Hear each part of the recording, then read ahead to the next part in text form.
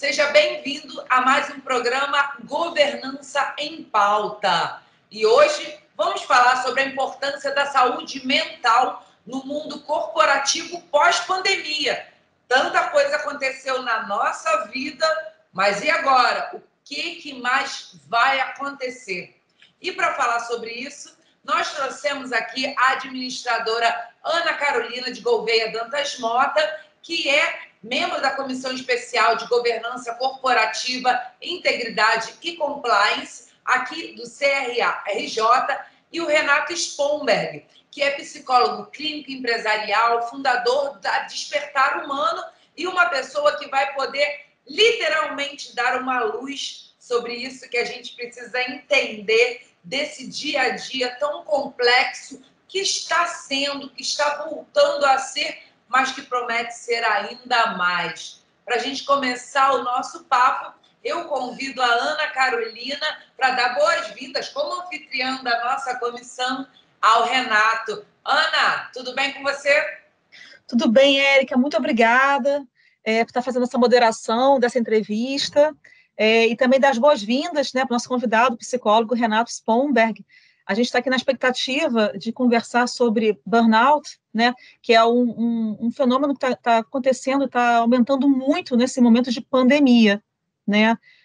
Principalmente, a gente vê as queixas de burnout, principalmente entre os profissionais que estão fazendo até, inclusive, home office, né, como também aqueles profissionais da linha de frente, né, que estavam atuando no combate à Covid, né? Renato, o que você tem observado em relação ao burnout nesse momento? Olá a todos, obrigado, Ana, pelo convite de estar aqui, falar sobre esse tema, que realmente é um tema que no mundo corporativo está deixando muitas empresas em situação bastante difícil e, obviamente, as pessoas que passam, né, por esse problema. Vamos entender o seguinte, o burnout, ele já vem de algum tempo, alguns anos, ele já é considerado pela Organização Mundial de Saúde um problema sério dentro das empresas, mas as empresas ainda não estão dando o devido valor. A pandemia, o que a pandemia fez, na verdade, nesse momento, ajudou a acentuar e, vamos dizer assim, desabrochar o burnout, porque a questão da saúde mental nesse período, ela ficou muito fragilizada, porque as pessoas perderam a sua liberdade do ir e vir, passaram a ter medo de uma doença e tiveram que trabalhar em casa, no home office. O que quer dizer trabalho e família juntos. E nesse momento, as pessoas tiveram bastante dificuldade em dar limites, né, em saber aonde começa, aonde acaba, porque ficou tudo muito junto. Então, é um momento em que as empresas vão precisar ter bastante atenção e cuidado, no sentido de cuidar da questão da saúde mental, que o burnout se encaixa dentro dessa questão da saúde mental. Então, é um momento de atenção. Bom, e você notou assim, diferenças assim, de queixas maior ou do gênero feminino ou masculino? Tá, sim. A gente percebeu, sem dúvida nenhuma, primeiro, que as pessoas que estão trabalhando em home office e nas empresas estão tendo bastante queixas diversas, desde falta de horário para parar de trabalhar, porque você hoje, com a rede social, com as plataformas, qualquer um te acessa a qualquer momento. Então, é como se não tivesse mais limite. E o limite é uma questão importante nesse momento. A tua pergunta sobre se mais homem ou se mais mulher, na minha percepção, nesse ano e meio, 2 anos, e eu fiz alguns trabalhos fortes em empresas grandes, eu observo que as mulheres elas estão sofrendo um pouco mais. Por quê? Porque as mulheres elas tiveram que trabalhar home office, na hora do trabalho e trabalhar em casa. Então, elas passaram a ter 2 trabalhos simultâneos ao mesmo tempo. Qual é o problema? É que, normalmente, os homens, né, e aí estamos falando de marido, ou pai, ou irmão, ou filhos, muitas vezes têm uma dificuldade no limite. Então, eles ficam demandando da mulher questões do dia a dia. E a mulher, ela tem uma inteligência um pouco diferente da do homem, no sentido de fazer coisas ao mesmo tempo, de ter uma atenção mais sistêmica, diferente do homem, né? Porque o homem parece que só consegue fazer uma coisa de cada vez. Então, a mulher, apesar desta facilidade que ela tem, ela foi extremamente demandada. Qual é a questão? Muitas das mulheres tiveram muita dificuldade de conseguir integrar o trabalho de casa, família, com o trabalho na empresa. E o que isso remete? E eu percebo muitas mulheres se queixando de cansaço, dificuldade de dormir, e aí fica respondendo o WhatsApp até 11 horas, meia-noite, não dorme direito, começa a ficar extremamente impaciente, né? Porque a questão da falta de limite, nesse caso, é extremamente importante. De repente, do nada, o mundo inteiro parou e foi obrigado a ficar em casa, para quem pôde trabalhar dentro de casa. Não foi uma opção de ninguém, das empresas, então foi cortada a liberdade das pessoas de ir e vir. E é uma coisa importante, Ana, se a gente observar bem, a família é uma coisa muito importante para muitas pessoas, talvez para a maioria das pessoas, né? Mas, assim, a gente observou que as brigas, os conflitos dentro de casa aumentaram, assim, absurdamente, né?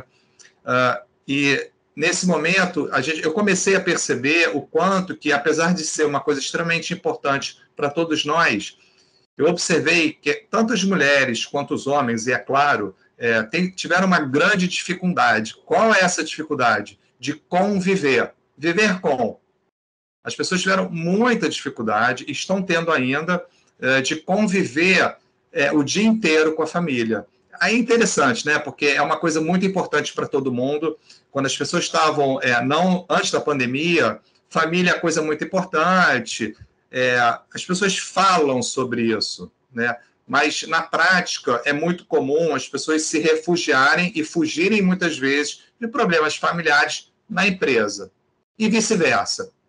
De qualquer maneira, o que eu observei nesse período é esse conflito excessivo dentro da família, que, obviamente, isso se reflete no trabalho. Então, os líderes, os gestores, passaram a ter uma grande dificuldade, porque eles também estão passando por esse processo. Afinal, como é que eu lido nesse momento? E essa é a grande questão nesse momento, no retorno que a gente está começando a ter. Afinal, o que a gente faz? Como é que a gente lida? E as minhas vulnerabilidades? Os meus medos, as minhas irritações, as minhas emoções? Porque as emoções vieram à tona e as pessoas não aprenderam a lidar com isso, nem na empresa, nem na família. Então, respondendo à tua pergunta, me parece que as mulheres passaram a sofrer mais, na minha observação. Obviamente, isso não é uma pesquisa, né? Mas a minha percepção, as mulheres realmente sofreram muito mais para quem trabalhou home office e em casa. Renato, eu achei interessantíssimo todo esse panorama que você falou, mas eu acho que ainda existe muita dúvida sobre o que é o burnout, né? Como eu vou identificar isso no meu funcionário, eu vou identificar isso no meu colaborador, eu vou identificar isso na minha empresa. Eu acho que os líderes, por mais que tenham a ciência de que está acontecendo, não precisa de pesquisa, né? Sabe que está acontecendo, mas como que eu vou identificar isso dentro da minha equipe? Como que você consegue lidar com isso e identificar isso? Essa é a pergunta 000. Então, como é que os líderes, os gestores, o que eles vão precisar fazer nesse momento? quer dizer, já precisavam ter feito, mas a pandemia, de alguma forma, exacerbou essa questão. O olhar para a saúde mental. Mas, assim, para eu olhar para a saúde mental, eu preciso ser um gestor que, de alguma forma, me importe com a minha equipe. Eu preciso ser um líder ou um gestor que, de alguma forma, tenha um certo grau de percepção e de sensibilidade para o aspecto humano. Se eu for uma pessoa, se o líder for uma pessoa, o gestor, que só tem o foco no resultado, ele não consegue ver nada. E é pior, ele vai entender que uma pessoa da sua equipe que esteja sofrendo de burnout está atrapalhando os seus resultados. Então, vamos entender. Primeiro, o burnout, eu vou explicar já o que é, mas só para... Vou dizer o que ele não é, tá? Para explicar o que ele é. Ele não é frescura, ele não é preguiça, ele não é desmotivação, ele não é cansaço. Eu estou com sono, eu estou cansado. Burnout não é um comportamento. Burnout é uma doença, é uma síndrome, uma patologia.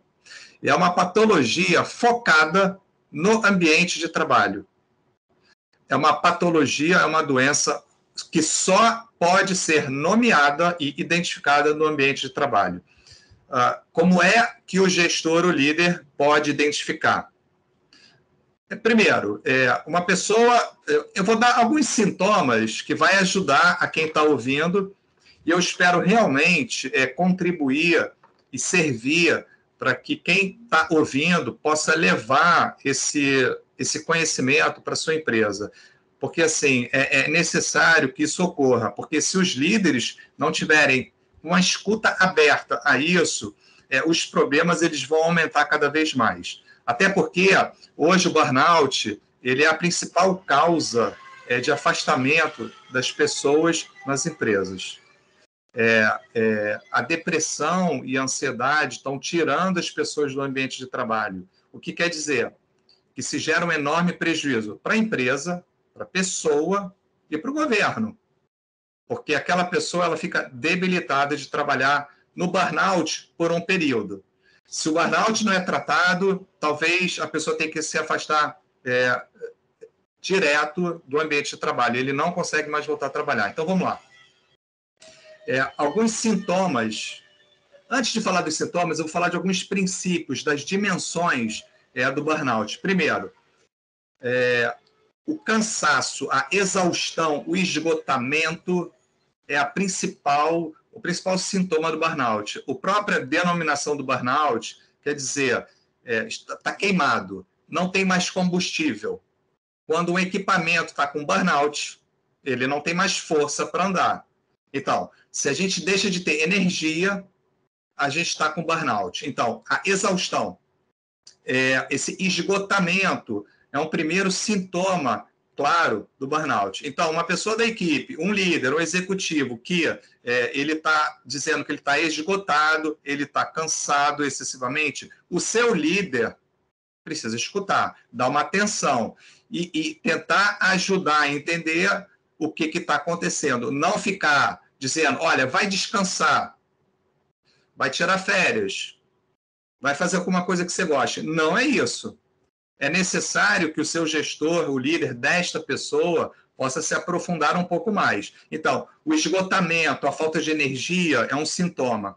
A sensação de você estar sendo pessimista ou negativo. Então, se um gestor está ouvindo uma pessoa da sua equipe falar nas dificuldades, somente nas dificuldades, dá uma escutada melhor nessa questão. Preste atenção nisso, não deixa passar. Né? Não entende que isso é só uma questão de momento. Tá? E a outra coisa que é muito importante, a coisa negativa que você passa a ter, e tem uma coisa que acontece no burnout que é interessante, que é um comportamento meio cínico. A pessoa começa a falar, menosprezar um pouco o ambiente de trabalho, o seu trabalho, a sua empresa, o colega, alguém que ele tem alguma dificuldade. E é interessante porque a gente vai entender isso como fofoca. Qual é a questão? Tudo que alguém da sua equipe fala para você em relação a essas questões precisa ser tratado com um pouco mais de atenção. Agora, é claro, os gestores e os líderes, eles parecem que não têm tempo para nada. E aí, obviamente, eles não param para escutar. E aí é uma questão do número 1 ou do número 2. É necessário, já era necessário antes da pandemia, mas no pós-pandemia, e eu estou afirmando isso com a maior convicção, se o gestor, o número 1 da empresa e toda a liderança não tiver consciente que essas questões precisam ser tratadas, identificadas e, de alguma forma, encaminhadas, cada vez mais vai se alastrar essa questão do burnout. Eu vou mais, tá? O burnout pode se tornar uma pandemia. E eu não estou falando isso para assustar, é para a gente entender. Porque, assim, as empresas, como as nossas famílias, elas são disfuncionais. O que quer dizer disfuncional? Quer dizer que são organizações que não cuidam do lado afetivo, que não cuidam do lado da saúde emocional ou mental, que não cuidam de um lado que está dentro da gente, que a gente acha que não é importante. Mas, assim, a gente está muito enganado. Se esse lado não tiver cuidado, tratado, esta pessoa que começou a ter uma síndrome do burnout, com essas dimensões que eu falei, ela vai entrar em algum momento numa depressão forte. Porque o burnout, ele pode ser tratado, se você pega o burnout no início, talvez em 6 meses a pessoa esteja bem, com tratamento medicamentoso e com uma psicoterapia. Com os dois. Tá? Então, se você pega no início, você consegue ajudar aquela pessoa a não entrar numa doença mais grave do que o burnout. E aí, alguns sintomas para entender, né, para ficar mais objetivo aqui. Por exemplo, a pessoa que está falando de cansaço, a pessoa que está extremamente reativa, a pessoa que não está conseguindo ter foco nas coisas, que está se irritando com facilidade, que está perdendo peso, que não está se alimentando direito, que está tendo conflito o tempo todo com as pessoas, que não tem foco. E mais, no final das contas, que para a empresa precisa chamar a atenção, não está sendo mais produtiva. E aí, eu sei que os gestores, os líderes, nesse momento, eles... aí grita, se não está sendo produtivo, o que está acontecendo com o meu colaborador?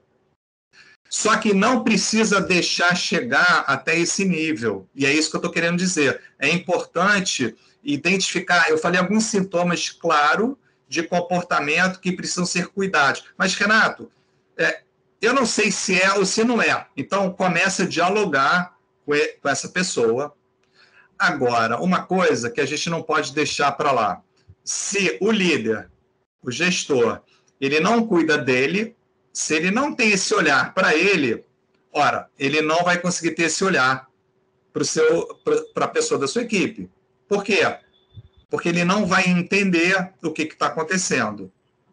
Eu não sei se está dando para entender o que eu estou falando. Se o gestor tiver com foco somente em resultado e achar que tudo que a pessoa da sua equipe está falando é frescura, está enrolando, a coisa não anda. Então, Érica, na tua pergunta, a escuta é importante e esses sintomas que eu nomeei aqui são fundamentais. A pessoa que está cansada, esgotada, irritada, negativa, não está entregando o trabalho, o líder precisa dar uma atenção especial.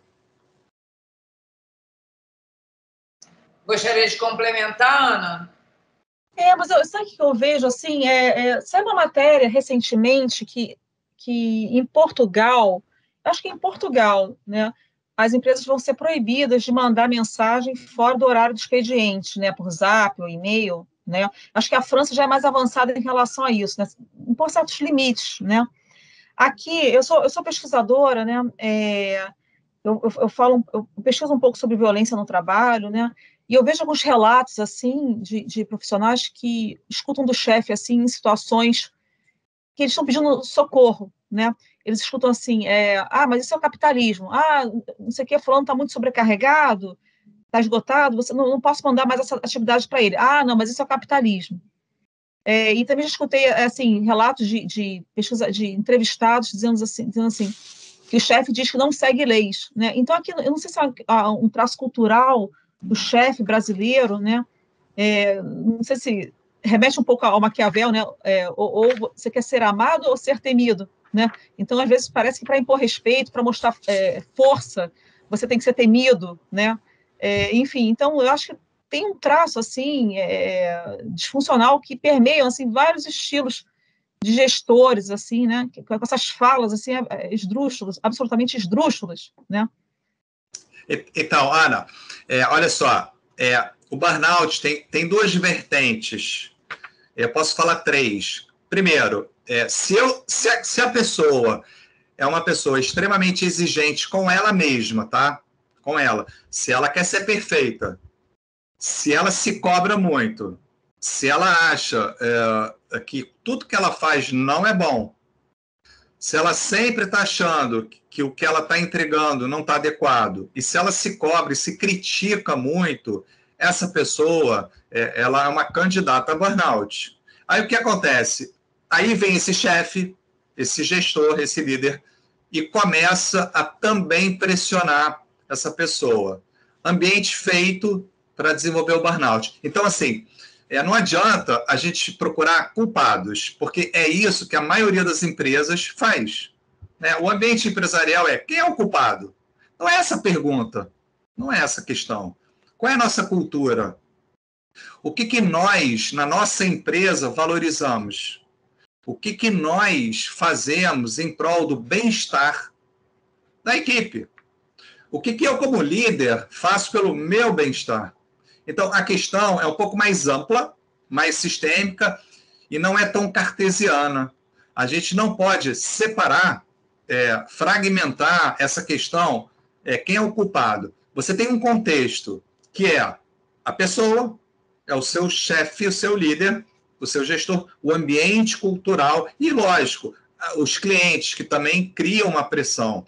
Então, o assédio moral, assédio sexual, tudo isso vai despertar nas pessoas, se ela já tiver essa tendência a ela também se criticar, a se julgar, querer ser perfeita, com muito medo de errar, porque as pessoas que têm muito medo de errar são propensas a ter burnout. Muito medo de errar, porque assim, se eu errar, eu vou me ferrar. Se eu errar, eu estou ferrado. Mas uma coisa que eu quero falar para vocês que é muito importante. O maior medo do ser humano, e aí eu estou falando de todo ser humano, do ponto de vista psicológico, é o medo da rejeição, é o medo do abandono, é o medo de fracassar. Se vocês reparam, todo ser humano é necessário para ele se desenvolver que ele tenha relacionamentos sociais, familiares. Mas imagina, né? A gente, de repente, em março do ano passado aqui no Brasil, a gente foi proibido, não proibido, né? Mas de sair para trabalhar. Que seja proibido. Ou seja, foi cortado da gente um aspecto fundamental da nossa saúde mental. É lógico, porque a grande queixa das pessoas eu não posso ver as pessoas do trabalho. Eu não posso ver os meus amigos. Eu não posso estar com a minha família. Então, nesse momento de desespero para muitas pessoas, de medo.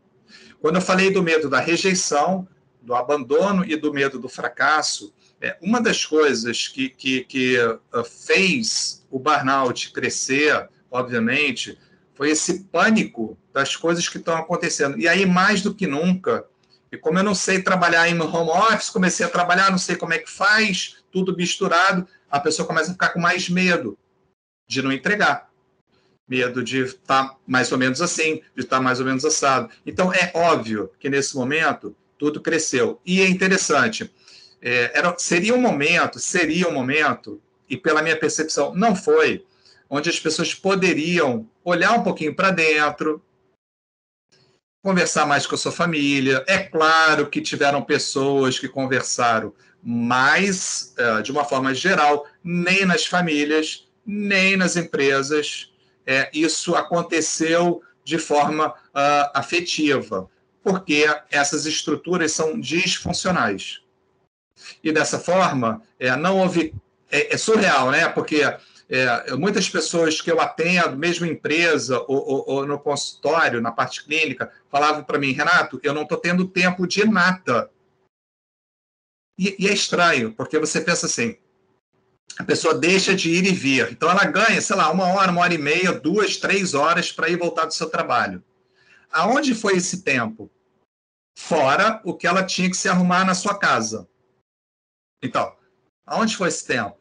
Ora, o tempo, ele não é objetivo. Ele é subjetivo. Uma pessoa, quando está muito ansiosa, e é interessante, o tempo passa muito devagar. Quando uma pessoa está presente, realizada no que está fazendo, o tempo passa rápido. Ora, mas o tempo não é o mesmo? Então, assim, tem algo que acontece dentro da gente, na questão emocional, no nosso psiquismo, em que determina a qualidade do tempo. O tempo é a única coisa que não volta na nossa vida. E se a gente não aproveita o tempo da melhor maneira possível, a gente adoece. Não só com burnout, com outras síndromes, mas o burnout, é óbvio, né? Tá muito focado na questão do trabalho, que é o tema aqui, né? E o ambiente corporativo mais família é um grande problema, porque as pessoas parecem que estão sempre cobrando uma das outras, na família e no trabalho, e elas também cobram de si. A minha pergunta é, quem é que vai viver bem dessa forma? Em que momento que você tem prazer? Em que momento que você está relaxado? Em que momento que você pode cuidar das questões afetivas? Namorar, ver um filme, até para ver filme, e eu falo para vocês de muita observação, as pessoas estão vendo lá as suas séries e não estão prestando atenção. Isso é um grande problema do burnout, porque a pessoa que tem burnout, ela não consegue prestar atenção em nada. Ela vive num mundo de pânico, de irritação. É um mundo dividido do que realmente ela está vivendo. É um mundo diferente. Não é um mundo real. É um mundo que ela acabou criando de forma inconsciente para a sua doença, para a sua destruição. Ela, obviamente que a pessoa não sabe disso. Agora, os líderes, na minha percepção, eles têm um papel agora muito importante. Primeiro, eles vão precisar cuidar da sua saúde mental. A atividade física, por exemplo, é uma coisa extremamente importante, não é só para a saúde física, é para a saúde mental.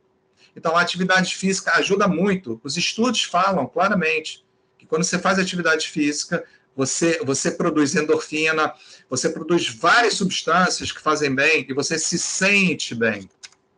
Esse é um aspecto. Então, assim, é muito importante que você não fique focado somente nas questões do trabalho, porque o trabalho traz uma dimensão de muita cobrança. E a relação com o chefe tem uma questão. Quando a gente está na nossa empresa se relacionando com o nosso chefe, os líderes não sabem disso, os gestores, mas é uma informação importante.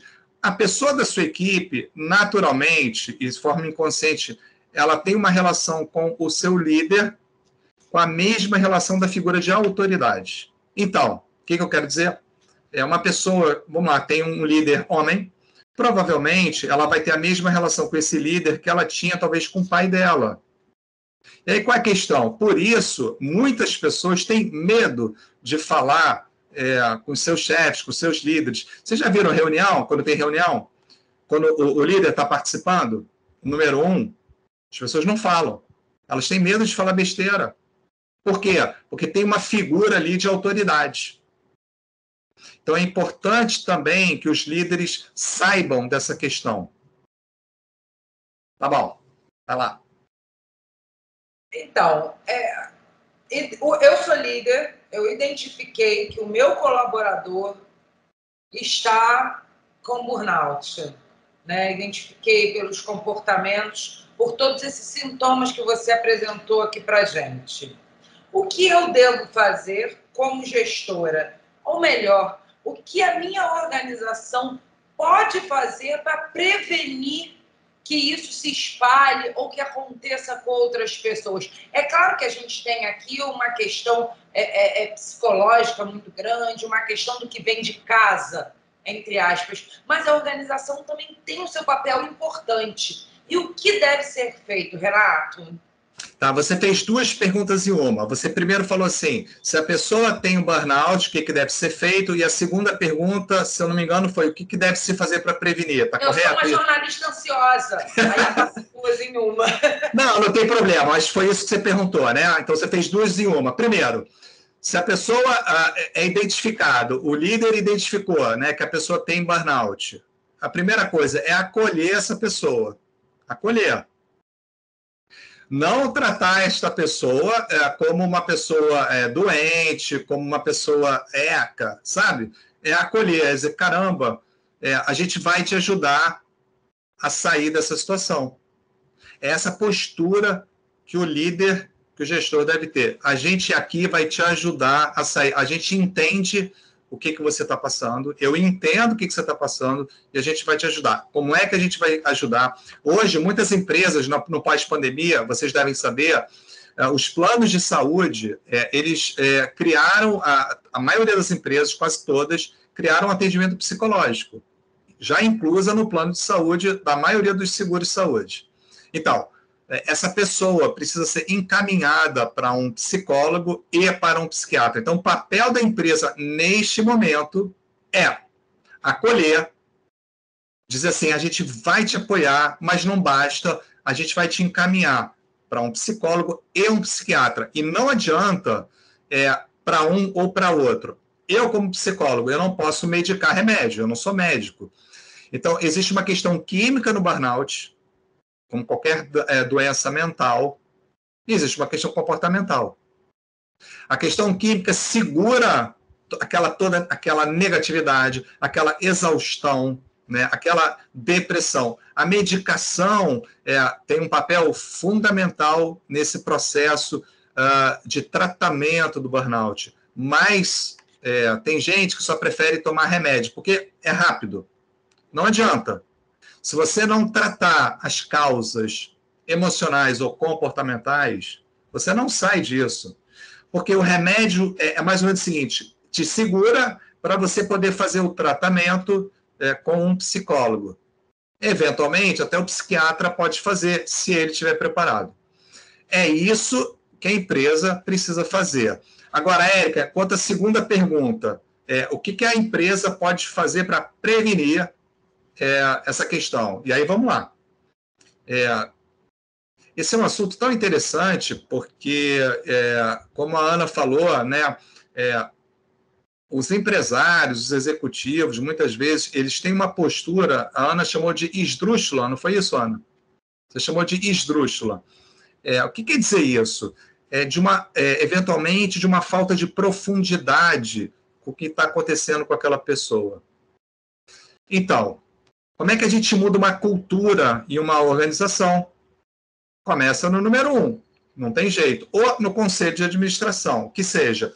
Então, a mudança de cultura, ela é fundamental para se prevenir a questão da saúde mental ou a síndrome do burnout. Se isso não acontecer, a empresa, as pessoas da empresa vão adoecer. Não sou eu que estou falando, é o que vai acontecer, o que está acontecendo. Simplesmente adoecem. Tá? Então, como é que você faz esse trabalho preventivo? Falando sobre essas questões. O líder precisa estar preparado e a empresa que contrate, às vezes, uma consultoria, que busque uma ajuda de fora, porque tem que ser de fora, para que prepare os líderes.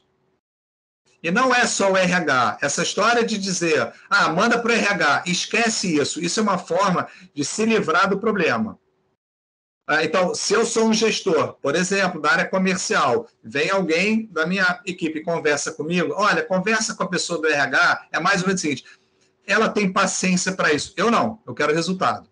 Ora, se esse gestor, se esse líder não tiver uma escuta, não tiver um acolhimento, a cultura daquela empresa é vamos adoecer as pessoas, porque o que importa é o resultado, mas a boa e má notícia é que os resultados vão demorar mais a aparecer. Qual é a má notícia? Que a empresa vai sofrer problemas financeiros, e a boa notícia é que elas vão ser obrigadas a cuidar da saúde mental da sua equipe. E isso passou a ser uma coisa que as empresas vão ter que colocar na sua agenda. Não tem jeito. Por exemplo, a gente tem uma empresa, eu estou há 26 anos no mercado, eu me formei em psicologia e levei a psicologia ainda hoje para as empresas. É claro, eu não estou dando curso de psicologia, não é isso. Mas a gente criou uma forma de ajudar os líderes a entender o que acontece com eles, na sua mente, na sua emoção, no seu comportamento, e como ele deve se relacionar e ajudar a sua equipe a cuidar desse aspecto. Então, se o gestor, o líder, não estiver preparado para olhar para ele e tratar das questões dele, ele não estará preparado para tratar das questões da sua equipe. Então, a prevenção é simples e, basicamente, o que a empresa precisa ter é vontade política de fazer isso, que é trazer empresas, trazer consultorias, profissionais da saúde que possam ajudar a preparar a liderança para esse novo momento, que não é novo momento. Na verdade, a Ana falou que pesquisa essa questão de violência no trabalho. Ora, antes disso, há 2 anos, antes da pandemia, isso já acontecia. Não tem novidade nisso. Mas as empresas fecham os olhos para isso. Elas fecham os olhos. O problema agora é que, se fechar os olhos, vai doer no bolso. Então, a minha experiência, o que eu observo, e para mim cada vez está mais claro, é que os empresários, conselho, executivos, vão precisar criar na agenda de treinamentos, de desenvolvimentos, de feedbacks, essa questão de ordem psicológica ou emocional. Gente, olha, quem estiver vendo esse Governança em Pauta e não se identificar, ou não identificar um colega por tudo isso que vocês falaram, é muito complexo, né? É muito fácil de verificar essas coisas, principalmente nesse pós-pandemia. Renato, pela tua experiência, como é que está esse pós-pandemia? Muita gente voltando agora, né, para os escritórios, depois de 1 ano e meio, e aí você respira, conta até 10, e como é que está essa volta, você que trabalha diretamente com isso, e principalmente o que a organização, o que o gestor precisa ficar atento, porque muita gente vai voltar à revelia. Muita gente quer voltar, tipo, eu não aguento mais ficar em casa, a minha internet em casa não é boa e tal, mas muita gente vai voltar à revelia. Então é preciso ter uma delicadeza nesse momento, nesse retorno. O que você diz para os nossos gestores que estão assistindo a gente aqui no Governança em Pauta, Renato? Érica, você já até respondeu, e eu vou me aprofundar. Falta talvez a delicadeza, falta talvez a sensibilidade, falte talvez essa humanização, né? Falta talvez essa vontade de se cuidar e cuidar das pessoas. Vocês observam, se fala muito, tem se falado muito, o líder servidor, o líder humano, o líder... Assim, a gente já passou do tempo, na verdade, já passou mesmo, do líder se tornar uma pessoa necessariamente humana. É mais ou menos assim, o bem-estar emocional e o resultado do meu trabalho precisam andar juntos. Não dá para separar uma coisa da outra. Se eu acho que eu vou ser produtivo, eu posso ser produtivo um tempo. Eu não vou conseguir ser produtivo muito tempo se eu tiver uma questão emocional grave. Não consigo. Eu estou afirmando isso. Não é possível. Algumas pessoas que eu já atendi com burnout, altos executivos, têm que se afastar do trabalho para se tratar. E volta.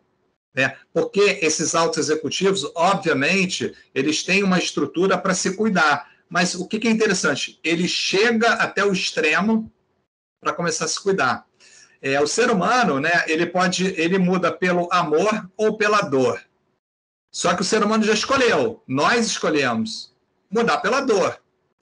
Nenhum de nós vai mudar pelo amor. É raro. Então, a dor, o sofrimento, ele vem para nos ajudar a nos transformar, para que a gente possa se tornar mais humano. E não é uma coisa utópica, não é uma coisa de utopia. Eu preciso ganhar dinheiro. A Ana falou sobre a questão do capitalismo. Ora, tudo bem, capitalismo, não tem problema. A questão é que você pode ser capitalista, mas você ser afetivo, você ser humano. Por quê? Uma pessoa que é humana não pode ser capitalista? Claro que pode. Uma pessoa que é capitalista, ela tem que ser dura, grosseira e fria e humilha as pessoas porque é capitalista? Onde está escrito isso? E aí eu vou explicar a evolução rapidinho. Na época da Revolução Industrial, e aí estou falando do século XIX, se começou esse conceito de produtividade excessiva. Ou seja, eu tenho que produzir aquele filme do Charlie Chaplin, em termos modernos, traduz bem isso, fica virando a chave, né? Então, assim, eu, a Ana, a Érica, cada um de vocês que está me assistindo eu tenho que produzir, eu sou uma máquina de produção. A gente aprendeu isso há 200 anos lá atrás. Esse conceito está na nossa cabeça até hoje. É uma informação, é só uma coisa interessante. A palavra trabalho vem do latim tripaliare, que quer dizer instrumento de tortura. Era um instrumento de tortura usado na Idade Média para apertar os órgãos genitais do animal burro para fazer ele trabalhar. Então, a palavra trabalho vem de um instrumento de tortura. Ora, o que isso lembra para a gente? É que o trabalho é uma tortura, que nós somos obrigados a trabalhar, porque não tem jeito. Tá. Então, a pessoa já traz essa carga do ambiente de trabalho. Se o líder, o gestor, que teoricamente deveria estar mais preparado, eu falo deveria, porque nessas minhas andanças aí, nesses 26 anos, eu observo que muitas pessoas que são promovidas, muitas, para cargo de liderança, elas não são preparadas. Elas simplesmente se tornam líderes, gestores, porque elas têm muito tempo de empresa, elas conhecem bem o produto, e elas se tornam uma pessoa de confiança lá do número 1. Ok. Qual é o problema? Ela não aprendeu a lidar com pessoas. Bom, e aí eu não preciso dizer. O que ela vai querer? Gerar resultado. E aí ela começa a atropelar as pessoas em prol do resultado. E dessa forma, a gente começa a observar que esse ciclo vicioso, repetitivo, ele fica andando. A pergunta da Érica foi, Renato, como é que vai ser essa volta? Eu falei isso tudo e eu vou chegar na resposta que a Érica fez. Me perguntaram lá no meio do ano passado, Renato, o que você acha que vai acontecer? Eu falei, vamos aguardar. E os estudiosos de comportamento humano hoje sabem bem o que vai acontecer. O que vai acontecer as pessoas estão voltando já da pandemia, algumas situações, e já começa a ter um exagero que a gente já esperou, que estava esperando lá atrás. Ou seja, está tudo cheio, restaurantes, viagens, lugares para se divertir, shows, está tudo ficando lotado. Ora, porque as pessoas querem aproveitar agora, é como se fosse assim, eu talvez vá morrer, então eu quero me divertir, me esbaldar. E uma experiência minha rápida que eu tive, eu gosto muito de açaí. Esses dias eu fui tomar um açaí aqui, né, e aí eu vi uma moça, entrou o dono da loja, é uma loja bem bacana, ele perguntou, e aí, você está gostando do açaí? Ela falou, eu sou diabética. Ela falou, eu sou diabética. Mas eu estou tomando açaí porque eu quero aproveitar a minha vida. Eu não sei mais o que vai ser. Aí eu olhei para... Claro, eu só escutei. Exatamente isso que traduz o que está acontecendo nesse momento. Ou seja, já que eu vou morrer, eu não sei o que vai ser da minha vida, eu vou aproveitar ao máximo. O pensamento deveria ser, eu vou viver o melhor possível nesse instante. Eu vou aproveitar e vou fazer o meu melhor possível. Vou cuidar de mim, para eu ter qualidade de vida agora. Mas a mente humana, ela é tão rica rica para as coisas negativas, né? Muitas vezes, que essa pessoa falou isso. Eu vou aproveitar. Se eu morrer, tá tudo bem. Pelo menos eu morri tomando açaí. Então, assim, como é que as pessoas vão voltar? Elas vão voltar com medo, elas vão voltar tensas para o meio de trabalho. Se fala, se não fala, se põe máscara, se não põe máscara, se cumprimenta, se não cumprimenta. Vai haver um estranhamento. Ao mesmo tempo, vai haver uma euforia nesse processo. E eu vou dar um exemplo bem objetivo. Então, assim, eu fui para São Paulo para fazer uma palestra sobre exatamente esse tema que a Érica perguntou. É uma empresa em São Paulo e que as pessoas estavam voltando e a palestra era como será o retorno, a integração com a equipe. E aí foi muito legal. Foi a primeira vez que esses gestores, a galera top, eles estavam se reencontrando. Primeira vez. E foi a primeira vez que eu saí do Rio, presencialmente, para ir dar uma palestra. Porque ao longo desse período, muitas palestras, muitas online. Então foi a primeira vez que eu fui. E as pessoas estavam eufóricas, ansiosas e aflitas para falar, para se beijar, para se agarrar, enfim, né? Elas queriam... E aí eu comecei a falar e foi muito legal. Né? Eu falei, olha, pessoal, se vocês quiserem me interromper, fica à vontade, né? Para vocês falarem, porque eu gosto de trocar. Aí, uma delas falou, Renato, não fala isso. Eu falei, por quê? Senão você não vai conseguir falar. Cara, e começou a acontecer exatamente isso. E eu tive que interromper em alguns momentos. Mas, uma coisa importante, num dos exercícios que a gente fez lá sobre a questão de elogiar, uma gestora terminou o exercício em duplas, ela estava assim tensa, né?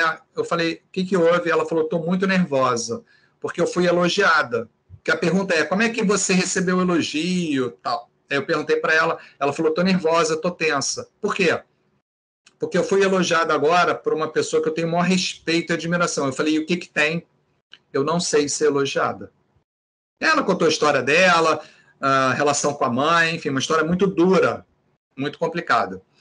Qual foi o ponto? Ela se sentiu tão aliviada do fato dela poder falar sobre isso, ela se emocionou, outras pessoas se emocionaram nesse momento, porque muitas se identificaram com ela.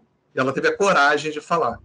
Né? E aí desperta e contamina a emoção. E é isso, Érica, que os gestores vão precisar fazer. Elogiar, escutar, né? E se preparar para o que vem por aí. Porque o que vem por aí não vai ser nada muito fácil. Eu não estou aqui criando nenhum cenário assustador. Não é isso. Mas no início vai ser silencioso e daqui a pouco vai começar a sair o que tem que sair. Então, como é que a gente tem que voltar para o trabalho com muito cuidado e com muita atenção no nosso bem-estar. E o líder com o bem-estar da sua equipe. Muito bom, né, Érica, escutar todo esse conhecimento do Renato Sponberg. É o que eu falei antes, né? É inevitável fazer comparações, né? Você identificar momentos de amigos, né? Porque eu acho que uma das coisas mais interessantes desse pós-pandemia, ou até mesmo durante a pandemia, é o quanto a gente aprendeu a escutar melhor, né? Porque estava todo mundo passando pela mesma situação. Eu não estou falando a Érica gestora ou a Érica líder, mas a Érica amiga, né? De assim, as pessoas precisavam falar e não tinha quem escutar. Então, assim, é inevitável que você transforme isso em laço e hoje esteja vendo esse retorno, você identifique uma coisa ou outra, né? Eu não estou falando como gestora, eu sou jornalista, não estou longe disso. Tá, mas assim, é muito interessante que você consegue identificar umas nuances de pessoas, de contatos, que são muito, muito bacanas. E, Renato, para a gente fechar, então, o nosso papo, que melhor que esteja, já tem quase 50 minutos. Uau! Né? Eu te pergunto, algum organismo, alguma empresa, alguma ONG, não sei, que observam esses indicadores de burnout para as empresas nacionais e internacionais e que possam servir de parâmetro para que o gestor, para que o líder possa ficar mais atento ou possa averiguar um número ou outro? Dá essa dica para os nossos gestores que estão assistindo ao Governança em Pauta. Vamos lá, assim, não existe um organismo, um órgão que cuida especificamente do burnout, não existe isso. Assim, existe no Supremo Tribunal Federal, em função da pandemia, a ministra Lúcia Weber deu lá um parecer para a questão do burnout, então talvez isso se torne jurisprudência. Mas a tua pergunta é, existe um organismo que cuida disso? Não, não existe. O mais próximo, que é o internacional, é a Organização Mundial de Saúde, que ele apenas levanta os indicadores, né? Por que não tem um organismo que cuida disso? Porque, como eu falei no início aqui, não teve ainda uma vontade política. Porque a saúde mental, agora na pandemia, se tornou um problema muito mais sério do que antes da pandemia. Não que foi a causa, mas as empresas elas vão precisar, de alguma forma, cuidar dessa questão. E é só uma informação que é importante. Aqui no Brasil, os profissionais com mais casos de síndrome de burnout são professores, incrível, médicos, enfermeiros, né, assistentes sociais. E nas empresas, aí, enfim, executivos, gestores, mas fundamentalmente nas empresas, aquelas pessoas que se cobram muito. Um exemplo só que eu quero falar de uma experiência que eu tive logo em 2019, meio de 2019, uma empresa grande, o executivo número 1, ele chega no meu consultório e eu olho para ele, ele começa a falar, a minha percepção foi que ele estava esgotado, totalmente fora dele, e aí ele começou a falar, ele estava irritado, cansado, negativo, sintomas claros de burnout. Ele terminou, falou pra caramba, e aí eu falei, olha só, eu quero que você se afaste imediatamente por 10 dias. Ele falou, eu não posso, e aí entrou no desespero. Eu falei, não, eu não estou dizendo que para você pensar, você vai se afastar. E aí eu indiquei para ele um psiquiatra. Bom, isso foi mais ou menos em junho de 2019, e aí ele começou a fazer o tratamento com o psiquiatra, estava comigo. 4 a 5 meses depois, ele já estava voltando ao ambiente de trabalho. Ele teve a humildade de escutar. Não por mim, não, é por ele. Porque ele estava no estado brigando com todo mundo, brigar na casa dele. E assim, é de comover. E eu não sei, e é difícil para mim, claro, como psicólogo, que um gestor, que um líder, que teoricamente deveria ser humano, no sentido de querer cuidar, que quando alguém da sua equipe fala que está exausto, que está muito cansado, que está se sentindo mal, que está negativo, que está irritado, esses sintomas todos que eu falei, simplesmente fala para ele, olha, faz assim, vai jantar com a sua mulher ou com o seu marido, vai tomar um vinho e amanhã volta que você vai voltar bem. Sinceramente, aí é o que a Ana falou, é uma coisa, a palavra que ela... Eu usaria outra palavra, mas a palavra que a Ana usou foi, isso é muito esdrúxulo. Isso é muito esdrúxulo. É surreal, essa altura do campeonato, um gestor, no estilo de vida que nós temos, totalmente disfuncional, não dizer assim, caramba, eu quero te ajudar. Hoje, cada um de vocês que é líder da sua empresa, empresário, vocês já sabem que as empresas de plano de saúde, seguro-saúde, têm atendimento psicológico e tem psiquiatra também. Então, assim, esse é o caminho da escuta e do cuidado, e da vontade realmente de cuidar das pessoas. Esse é o papel do líder. Eu te respondi, Érica. Nossa. Renato, você super me respondeu, eu super concordo, mas assim, eu não queria alongar mais não, mas eu vou ter que te falar isso. Vou ter que te fazer essa pergunta. Você falou que o caminho é o escutar, o cuidar, né? Mas ainda hoje, maioria das empresas, maioria não, estou sendo exagerada, mas em muitas empresas, se você fala que está se cuidando psicologicamente, se você fala que está indo num psicólogo, num psiquiatra, ainda há uma resistência. Muitas vezes do próprio gestor. Concordo, perfeito. Né? Por que você está indo? Você não tem problema, você tem casa, você tem emprego, você tem... Né? Não estigma, acaba criando um estigma, né? Cultural que a gente ainda vai ter que percorrer, né, Ana? Érica, esse assunto que você falou, eu acabei nem abordando, né? Porque teve tanta coisa, mas assim, essa questão do tabu, do preconceito, realmente ele existe ainda. Ao mesmo tempo, eu observo que isso também está sendo quebrado, esse paradigma está sendo quebrado. Está andando, talvez devagar, mas eu concordo plenamente com você que uma grande parte das empresas...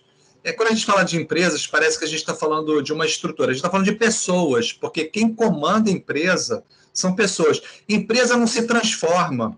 Empresa não é nada, é só um CNPJ. Quem se transforma são as pessoas. E são as pessoas que vão criar essa cultura naquele ambiente corporativo. Então, assim, enquanto esse tabu, esse preconceito, e isso é uma das coisas que faz a síndrome do burnout crescer. Porque você imagina, né? Se a pessoa tem vergonha de falar, a própria pessoa que às vezes está com a síndrome, ela tem vergonha de falar. Como é que ela vai buscar ajuda se ela não consegue falar? E aí, de novo, a liderança tem que buscar ajuda de profissionais que possam ajudar a conversar sobre esse assunto. Mas isso tem que ser muito concreto e objetivo. Não é para fazer marketing, porque me preocupa muito as empresas. Não, nós nos preocupamos com as pessoas. Isso tem que ser concreto. Concreto no sentido de cuidar, ajudar. E quando você começa a falar sobre isso, é impressionante a quantidade de gente que se sente dentro daquilo que você está falando. Por que as pessoas se sentem... acolhida realmente. Né? Isso! Quando eu falo para uma pessoa, eu entendo o que você está passando, a pessoa desaba. A pessoa desaba. Porque quando alguém fala para você, eu entendo o teu sofrimento, naquele momento é só aquilo que a pessoa precisa escutar. Mas o líder, o gestor, vão dizer, vai tomar um vinho, vai não sei o quê. Vai... Nesse momento, não tem ninguém que entenda aquela pessoa. Ora, aquela pessoa está sendo empurrada para o precipício. De novo, a questão da escuta. Por que quando acontece isso, a pessoa piora quando tem uma síndrome de burnout, que pode gerar uma depressão? Porque não tem escuta, porque o gestor tem preconceito, tem tabu, mas a pessoa também tem. Essa questão não é só uma resposta. Não dá para a gente olhar e dizer é isso ou é aquilo. Existe um contexto na nossa cultura que veio lá de trás, que nós, seres humanos, pessoas, não podemos errar, não podemos falhar e não podemos ser vulneráveis. Nós não podemos adoecer. E é interessante, se você tem uma dor de cabeça, uma dor na coluna, ou um infarto, ou um câncer, não tem problema. Você vai falar sobre isso. Mas se você tem um problema mental, emocional, eu não posso falar. Ou seja, existe um tabu em relação às doenças da saúde mental. E não existe em relação às doenças físicas. Da onde veio isso? Isso veio lá da Revolução Industrial, nesse contexto que a gente ainda vive, mas que eu sei, eu estou vendo que as coisas estão melhorando, mas muito devagar. A maioria das pessoas, dos líderes das empresas, ainda tem esse tabu de falar. Então, a solução, Érica, é chamar profissionais, empresas, consultorias que possam falar e explicar sobre esse assunto. E isso vai desmistificar e quebrar um pouco esse tabu. Quando a gente fala do nosso sofrimento para uma outra pessoa, que é o que você falou, da escuta, se você, Érica, está falando com a Ana de um problema teu sério, e a Ana está prestando atenção de verdade, não é fingir que ela está escutando, nesse momento você já está se curando daquele problema. Por que você está se curando? Porque a Ana está escutando. E a diferença de escutar para ouvir é ouvir barulho, sons, escutar com atenção. Quando eu escuto o que a pessoa da minha equipe está falando, eu, de fato, estou interessado no que ela está me dizendo. Eu paro 5, 10 minutos para escutar aquela pessoa. E se eu me interesso por aquela pessoa e digo, caramba, que coisa difícil que está acontecendo com você, aquela pessoa já começa a se sentir melhor. É isso. É um dia a dia, né, Renato? É o dia a dia. E a gente tem que aprender a cada vez mais viver com qualidade. Porque senão, quem vai se ferrar somos nós, a nossa família, a empresa que a gente trabalha. Então, nós temos uma vida e a gente tem que cuidar dela. E o líder precisa entender que dá muito mais resultado cuidar das pessoas do que ficar trocando pessoas. É muito mais inteligente. Não é uma questão, na verdade, não tá bom, manda embora. Ora, como assim? Se você cuida daquela pessoa, ela vai criar um laço de confiança, de comprometimento, de engajamento com aquele líder, com aquela empresa, que ela vai dar a vida para produzir. Ela vai dar o sangue. Mas quando você controla e cobra excessivamente, o movimento é o oposto. A pessoa boicota, porque ela vai sentir medo, ela vai sentir raiva e ela vai querer ferrar o seu líder, aquela empresa. Muito bem. Bom. Ana, gostaria de complementar alguma coisa? Não, eu queria agradecer tantos ensinamentos, tantos esclarecimentos que o Renato Spomberg trouxe hoje para a gente, né? Que suscitam muitas reflexões aqui, como você falou muito, Érica, a gente vê vários filmes na cabeça, assim, né? Mexe muito, assim, ouvir isso, e a gente só constata que é muito importante tocar nesse assunto, né? Isso. Cura. Não ser realmente um tabu, tocar no assunto mesmo, tocar na ferida, né? Dentro da psicologia transpessoal, uma abordagem que eu sigo, a gente diz o seguinte: ninguém cura ninguém, ninguém cura ninguém, ninguém se cura sozinho. As pessoas se curam no encontro. Ou seja, quando uma pessoa vai para um consultório de um psicólogo, de um psiquiatra, não é o psicólogo ou psiquiatra que cura essa pessoa. Não é. É aquela escuta, aquele cuidado que aquele profissional naquele momento tem com aquela pessoa. Quando uma pessoa fala para mim, Renato, você mudou a minha vida, eu falei, eu não tenho esse poder. Eu sou, na verdade, um instrumento, eu contribuo, eu facilito. Se a pessoa entender, ela segue, ela muda a vida dela. Mas é o encontro. E a gente está falando o tempo todo que os relacionamentos nas empresas, né, que é o foco do nosso tema, é o que vai ajudar a mudar a cultura daquela organização, o que vai curar as pessoas. Por isso, sozinho ninguém anda. Se vocês repararam, os líderes, eles gostam muito de mudar o outro. Eu estou generalizando, mas é óbvio, cada um é cada um. A maioria dos gestores querem que o outro faça o que eu faço. Então, eu quero que o outro pense com a minha cabeça. Ora, não é possível, porque o outro é diferente. O outro tem uma outra percepção. Ele tem uma outra história. Ele é uma outra realidade. Então, são duas realidades. Um líder, alguém da sua equipe. Essas duas realidades vão formar um resultado. E aí vai depender como esse encontro anda. Se esse encontro for verdadeiro, se for um encontro baseado na escuta, no cuidado e no resultado. A gente não pode esquecer que as empresas e nós precisamos de resultados e não tem nenhum problema. O resultado anda junto com o bem-estar, ele anda melhor com o bem-estar. Então, o encontro, a relação entre as pessoas é que vai fazer as pessoas se curarem. Por isso, falar no assunto é fundamental. Muito bom. Perfeito. Renato, Ana, foi uma maravilha essa conversa. Eu acho que a gente vai dar uma luz, uma orientação para muita gente que ainda está perdida nesse retorno pós-pandemia. Agradeço muito a presença de vocês aqui no Governança em Pauta. Muito obrigado, Érica, Ana. A minha realização é poder falar sobre isso. Essa é a minha vocação, esse é o meu caminho. Então, eu poder falar sobre isso, para mim, vocês não têm noção da realização desse momento, para mim, como é bacana. falar sobre isso, porque eu sei que algumas pessoas que vão escutar, que estão escutando agora, isso pode mudar a trajetória dela, da sua equipe. Não é porque eu falei, de novo, é porque o que eu falei despertou, tocou a pessoa. E é isso que vale, porque eu lá atrás, em algum momento, eu também fui despertado, entende? E é isso, um vai contaminando o outro. Então, a melhor pandemia é essa pandemia do cuidado, é a pandemia da escuta, é a pandemia do querer bem ao outro, mas de verdade, não é no intelectual, tá? Uhum. Muito obrigado. Obrigada, que bom.